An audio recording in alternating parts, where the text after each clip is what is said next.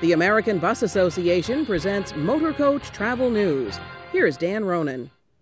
Hello, I'm Dan Ronan. We're coming to you today from the Bus Industry Safety Council meetings in Herndon, Virginia. More than 100 Motorcoach operators, owners, and safety directors are sharing information and discussing ways to improve Motorcoach safety. This is very timely because safety has been in the news a lot lately. More on the BISC meetings coming up, but first, the National Transportation Safety Board has just made recommendations concerning the deadly worldwide travel accident last March in New York. This is NTSB animation of the accident. The bus was speeding 28 miles over the limit. It hit the rumble strip, then a guardrail, sliding nearly 500 feet on its side, then striking a stationary pole that tore the roof off the bus, killing 15 passengers. The NTSB found the severely fatigued driver had several opportunities to obtain the proper amount of sleep in the days leading up to the accident, but instead he pushed himself to stay awake, and he lied to investigators about his activities leading up to the accident. The board also made 16 recommendations, and the ABA is reviewing them and working with the NTSB. Among them, improve ways Motorcoach companies can better use onboard monitoring systems to know when drivers are fatigued. Require motor carriers to obtain a 10-year driving record for prospective hires. Require states to maintain commercial driver's license record information, including all convictions, disqualifications, and violations for 10 years. The worldwide travel driver had his license suspended 18 times in 10 years in several states. It's imperative to have drivers with a safe driving history and to make sure that drivers are alert. A safe, well-rested driver is a key safety factor and can be, as we have seen too many times, the crucial difference between an uneventful trip and a tragic one. This is why the safety recommendations that we issue today address onboard monitoring systems, commercial driver license history, and speed limiting technology. Equally important in assuring safety is the enforcement of existing safety regulations. And just hours after the NTSB hearing, the ABA's president and CEO, Peter Pantuso, was a guest on the Coast to Coast radio program, The Jim Bohannon Show from Washington.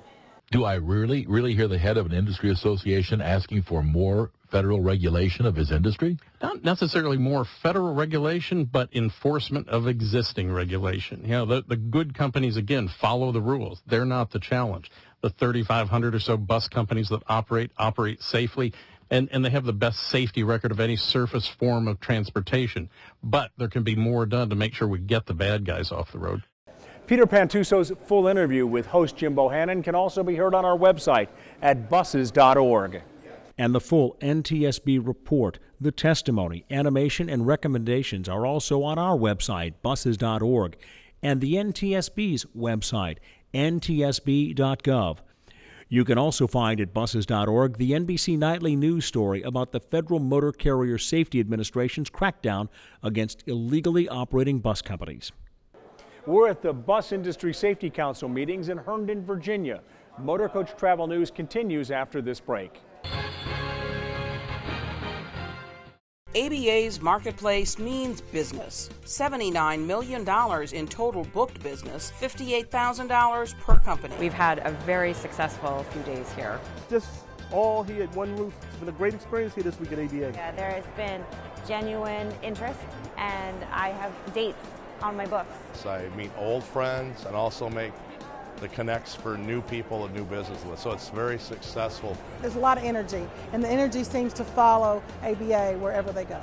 ABA's Marketplace 2013, the first and best travel and tourism conference of the year. Business, networking, education, and a lot of fun. Charlotte, North Carolina, January 5th through the 9th. This is head and shoulders, hands down, absolutely the best conference I've ever attended.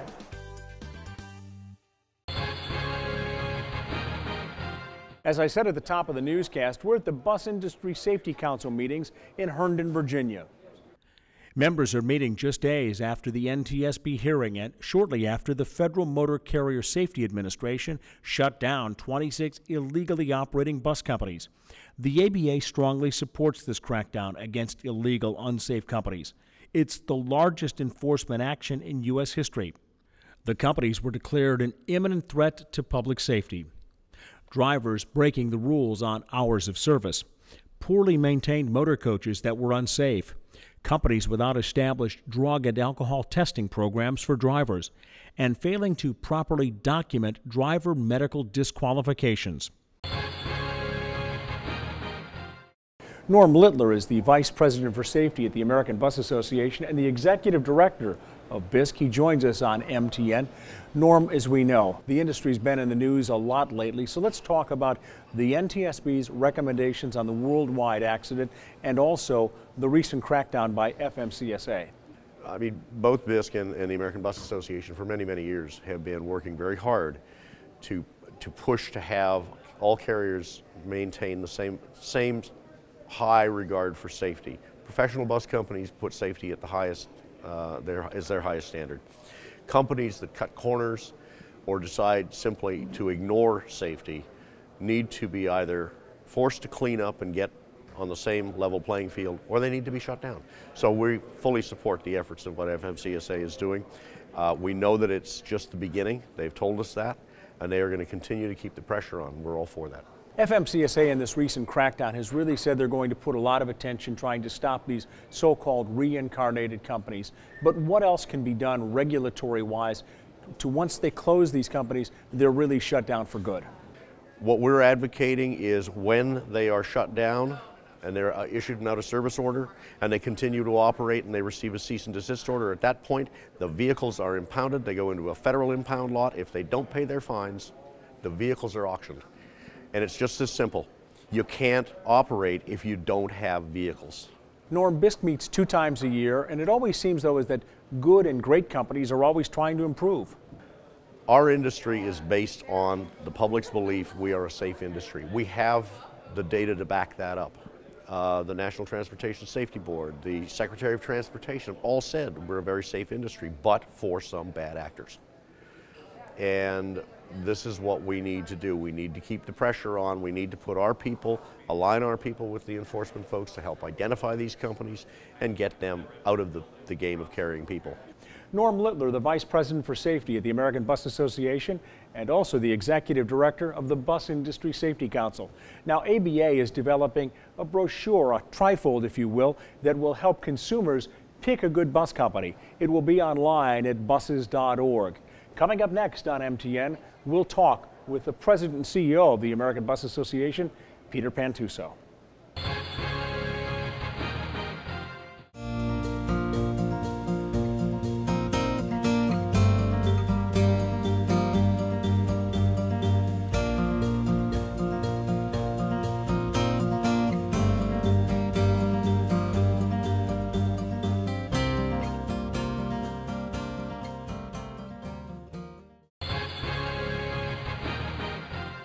Each year, ABA holds open conference calls for each membership segment to share pertinent information, discuss industry developments, and gather feedback on member programs, services, and events such as Marketplace. This year's membership calls will begin June 25th for the travel segment. Don't miss this great opportunity to interact with your industry colleagues and the ABA staff, board, and Marketplace Advisory Committee members. Registration materials for the calls will be announced in the coming weeks, and there's more information on our website at buses.org. Back at the second day of the Bus Industry Safety Council meetings, and joining me now is ABA President and CEO Peter Pantuso. Peter, it's been a very busy month with regards to the FMCSA crackdown, the big NTSB hearing, and a lot of other issues relating to safety. We could not be more pleased than the action that FMCSA took a few weeks ago when they issued imminent hazard orders to 26 companies and shut them down.